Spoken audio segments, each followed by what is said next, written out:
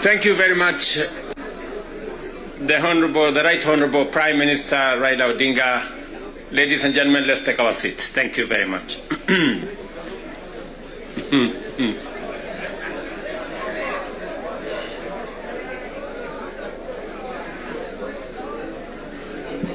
Now, honorable members,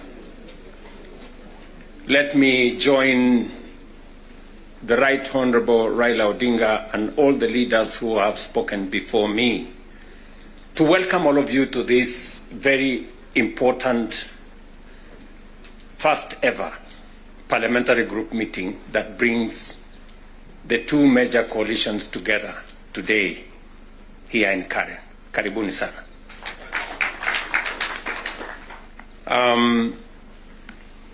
The Right Honorable Raila Odinga has given us the context of why we are meeting here. I really would want to add not so much, because he has ably contextualized why we are meeting here today. That we have a nation to look after and we have a nation to protect, and there are options that are available to us. And I think we chose to protect the nation called Kenya by our coming together. And so I want to commend both the Right Honorable Raila Odinga and the ODM party, my former party, for standing up to be counted when the country needed leaders to stand up for Kenya. It may have been easy to do the opposite. It may have been popular to do the opposite. I know many people have vilified the Honorable Raila Odinga and the ODM party for the decision they took to stand for Kenya when there was need to do so. And let me say the following as the President of Kenya today. We have come from very far as a nation. We stand here today as a robust democracy, a nation that is making strides in our national development. And I want to speak to you candidly. I don't have a written statement because I really wanted to speak to you from my heart. Because where I stand today, I've had a political journey as a person. And by God's grace, I have come very far. You know, out of the 5 people who have become presidents in Kenya, I am one of them. I don't take it for granted, and I don't take it lightly that God has given me an opportunity to be one of the 5 Kenyans who have had the opportunity to lead this country. And I must say this to us as leaders, that a nation, the progress, the destiny of a nation is decided by leaders.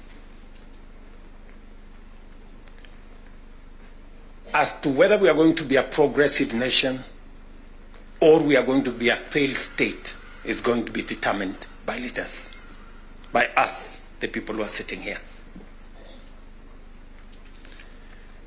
And therefore, the place of leadership is almost sacred. Nobody becomes a leader by chance or by default or by mistake. Today, you are a member of parliament or a senator or a governor or the position I hold and all the other positions that we hold because God and destiny has given us that chance. And we must think about it deeply. And so I want to ask you as leaders,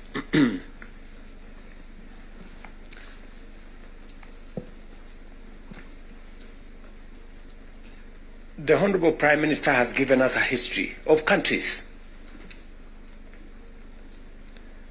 I will add to that list 2 countries.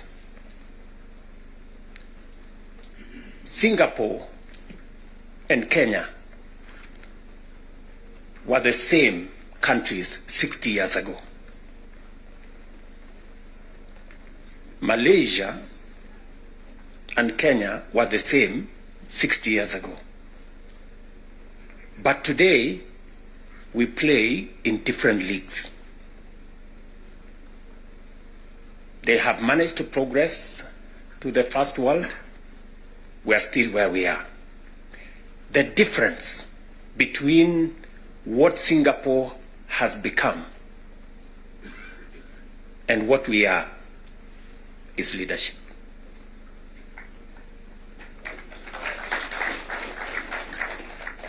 And that is the place, ladies and gentlemen, we occupy today. So that you understand the importance, the sacred position you hold as a leader. Sometimes people want to ask, how do people who live in different houses, they have their own lives to pursue, but they wake up one morning on an election day and they go one after the other to 10,000, to 20,000, to 50,000 and elect you? You are not special. But it is a moment that God has given us as leaders. And therefore, we must do whatever we are doing, knowing very well that we have a heavy, almost sacred responsibility to the people we lead and to the nation of Kenya.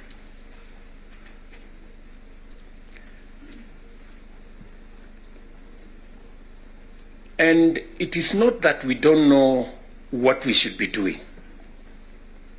We all know what we should be doing. It is not that we have shortage of ideas. It is not that we have shortage of what we need to do. In fact, I dare say we have some of the very best ideas. We have very good manifestos all the time. And in fact, if you look at, and I keep referring to this, if you look at the manifesto of Kenya Kwanza and the manifesto of Azimio, the difference is hardly 20-30%. 70% we share what we think should be fixed in Kenya. But politics somehow has taken our country hostage, that we cannot do what we all know we should do.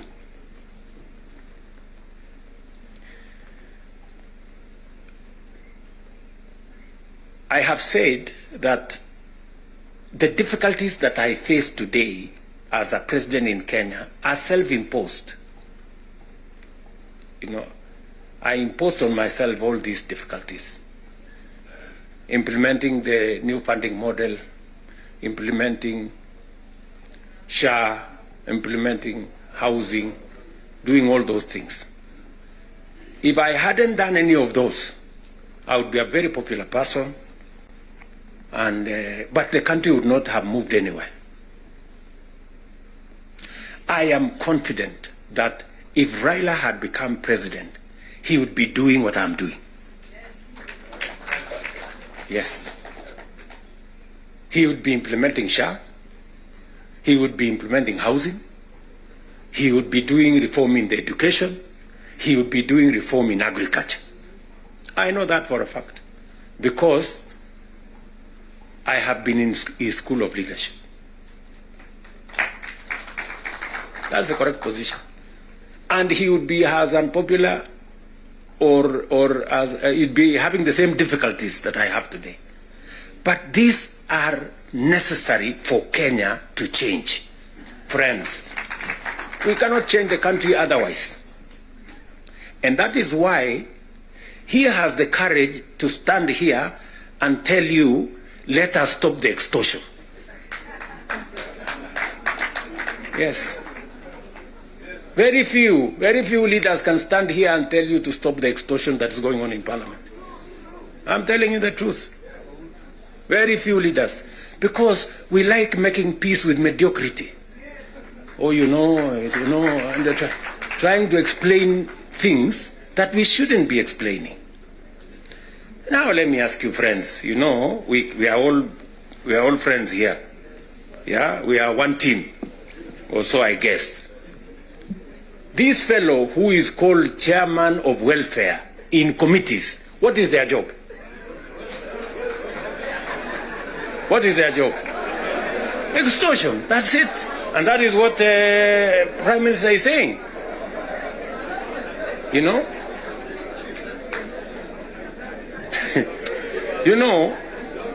What is Sokohuru? What is Sokohuru? Tell me, what is, you know Sokohuru?